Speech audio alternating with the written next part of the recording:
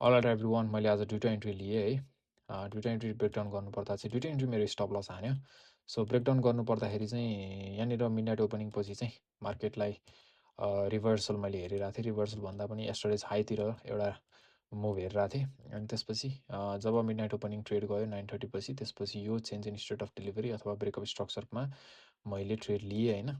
यो inverse variable ग्यापलाई चाहिँ point मानेर यहाँबाट इन्ट्री लिएँ अनि यस्टरडेज हाईमा गएन, स्टप लसतिर हान्यो विदिन फ्यु मिनट्स। अनि त्यसको आफ्टर सम टाइम यो लो ट्रेड गऱ्यो, आजको लो होइन। अनि त्यसपछि नयाँ लो फर्म भयो, त्यसपछि रिट्रेस गऱ्यो। त्यसपछि म हेरिरहेको थिएँ मार्केटमा and then I was looking यो लो अब ट्रेड गऱ्यो भने चाहिँ यो ब्रेकअप स्ट्रक्चरमा चाहिँ मैले ट्रेड गर्न मिल्छ कन्टिन्युएसनलाई अप टु यस्टरडेज लो भनेर सोचिरहेको थिएँ।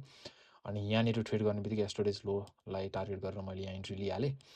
सो के भयो भन्दाखेरि मेरो स्टप लस हानेर मजाले र्याली त भयो यस्टरडेज लोसम्म, तर ठ्याक्कै स्टप लस हान्यो होइन।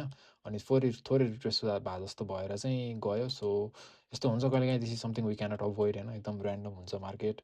सो आफ्नो मोडलहरू पनि कहिलेकाहीँ वर्क गर्दैन। दुइटै ट्रेड आज मेरो वर्कआउट गरेन होइन। प्रायः चाहिँ मेरो एउटा वर्कआउट हुने, एउटा चाहिँ नहुने, एउटा चाहिँ काम गर्ने, एउटा चाहिँ नगर्ने हुन्थ्यो। आज चाहिँ दुइटै नै लस भयो। So this is something that happens some time होइन। So we need to convince our mind कि losing is unavoidable in trading. That's it.